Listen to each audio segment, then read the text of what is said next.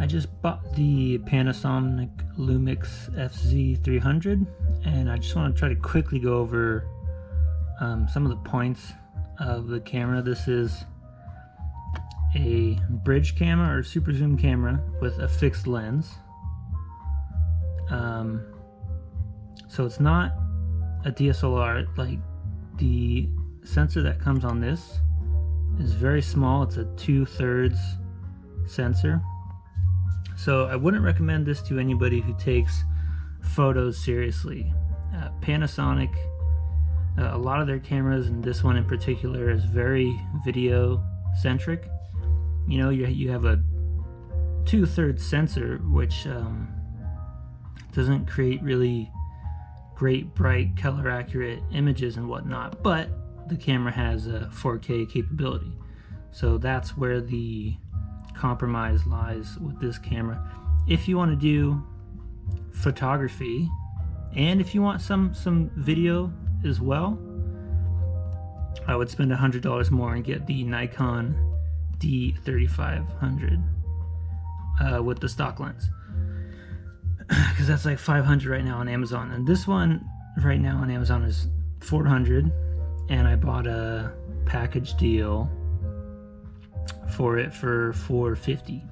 So I got a number of things, a number of basic things, like a nice SD card, extra battery, a flexible tripod, a bag, etc., etc. Just a bunch of doodads essentially, but that was a good value, and I would recommend getting one of the package deals instead of just the base camera for $400, because they're only like $425, $450, and you're getting things that you might need anyways, like a spare battery, an SD card. Mine came with, the reason I opted for the more expensive $450 package was the microphone. The microphone is not great. I would say it's definitely still better than the internal mic, but not by much. So in that case, I wouldn't get the package specifically for the microphone. I would get the package just for everything that comes in it, if that's what you're interested in, and maybe look at the cheaper ones. But the $450 one with the microphone, you'd probably be better off, considering the quality was so similar, so close. Just don't get that microphone, save up for a more expensive one, or do totally external audio recording instead. So who shouldn't get this camera, like I said, is people invested in photography. I would get a Nikon D3500 instead.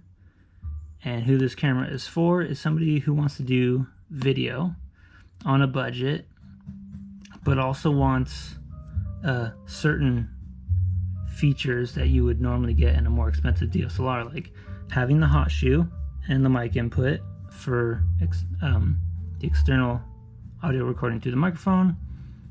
This fixed lens goes up to 600mm, so you have plenty of zoom even if the image quality and clarity isn't great. And overall, you have a good heavy weight feel, like a smaller DSLR. It feels a lot like a D3500, just weight and size wise. And it has a bunch of features. Obviously with the fixed lens, it has image stabilization in the camera. So what I'm using this camera for is, so right now I have 3 cameras that I'm working with. I usually film with my iPhone, and then I have the GoPro that I'm filming with right now. And then I bought this one, which will sort of replace the iPhone for traditional filming, especially where zoom is needed and better audio. I thought the iPhone's audio would be good, considering it is literally a phone, so it has to have good microphone. But for whatever reason, the iPhone 7, when you're filming a video, the recorded audio is actually bad. It doesn't isolate very well. You just pick up like a bunch of noise, like wind and stuff. So this one has a pretty good internal mic that I don't mind using. I'm really hoping to use the little shotgun mic that came with the package. I'm going to test that out soon and try to film people riding and see if I can really get isolated audio from the bike and the tires and not get a bunch of stuff like wind and traffic and people honking in the background and whatnot. And also another reason I got it for when I'm shooting outdoors, sometimes it might, could get rained on or could get debris flying. This has a sealed body, which is pretty rare for cameras. Like, I'm pretty sure the D3500, which I'm recommending to people who want to up their budget, that doesn't have a sealed body. So you'll either just have to be careful with, like, you can put, if you go to the beach and film surfing or whatnot, you can put a bag over the whole camera body, and you're still risking condensation. And this can get condensation as well. It is weather sealed to stop just splashing from getting any water into the internals. But if it's like really cold and really wet long term, you can definitely get condensation inside the internals, and I wouldn't have the camera running on in those conditions long term. And then obviously you can't immerse it in water like you can with a GoPro or a modern iPhone. So I had a D3500 for a bit, and it's great for photos, great entry-level DSLR, but I'm more focused on videos, and it was kind of frustrating to film with the sensor, the lens-based stabilization, and the lens-based focus and zoom.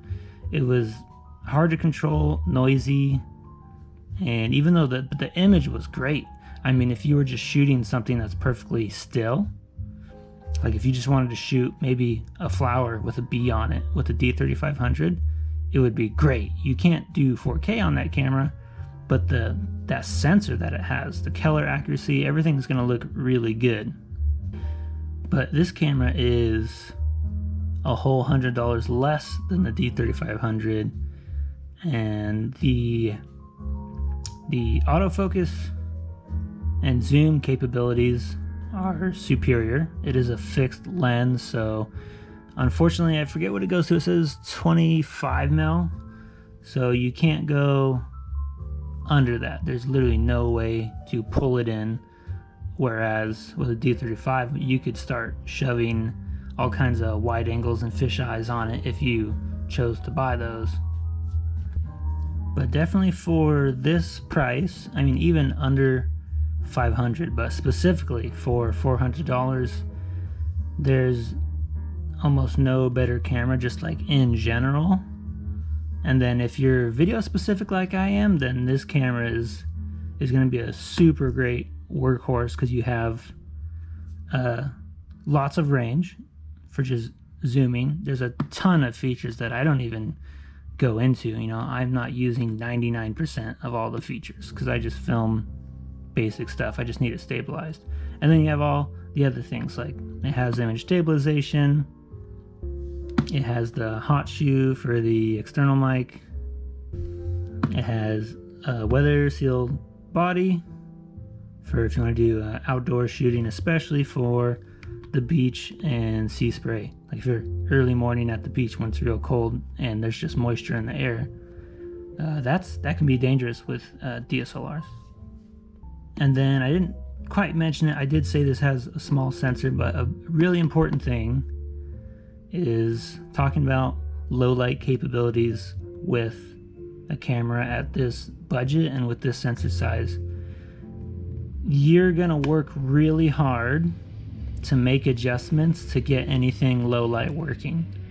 If you just leave it on auto, you're probably not going to get something good. And then if you make a bunch of adjustments or add external lighting, reframe your shot, it's still only going to get so much better.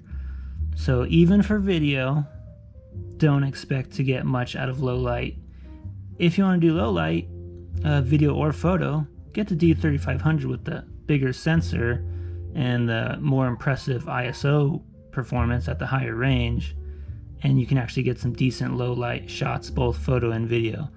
But this one, with the sensor size, there's almost nothing you can do aside from simply adding light to your shot and just avoiding the darkness.